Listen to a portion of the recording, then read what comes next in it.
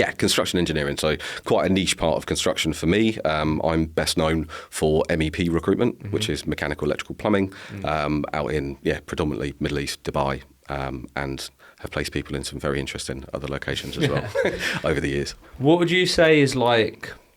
Because I know this is something that you're actively involved in now, which I absolutely love in terms of like the charities you're involved in and these types of Thank things. you.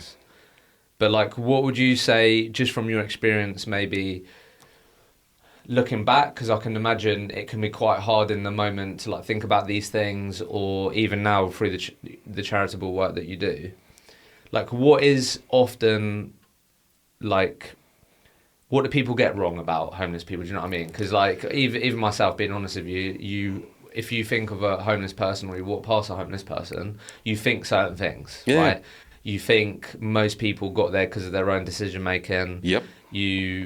Like what is it that us typical the status quo get wrong about Stereotypes. Yeah, It literally is. And I'll touch on this in a minute, but it's the same with recruiters, funny enough. So that's kind of helped me well in a weird way the past because.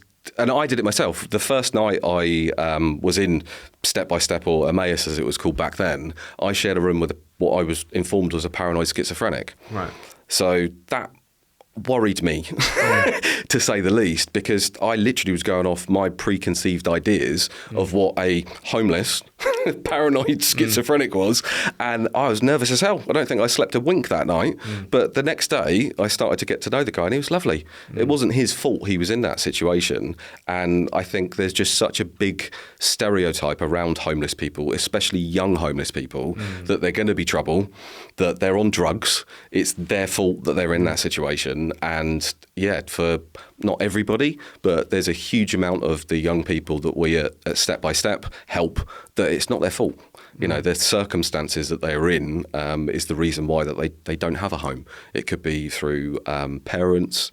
It can be in some instances that, you know, they have challenges themselves that the parents couldn't necessarily cope with, so to speak. But Step by Step, the charity I'm referring to, I've been a trustee director for the last 3 years. So my aim in that role is to try and inspire people, the younger generation that might be in those situations, that, look, I don't have any type of education and I've made something out of myself. You can too.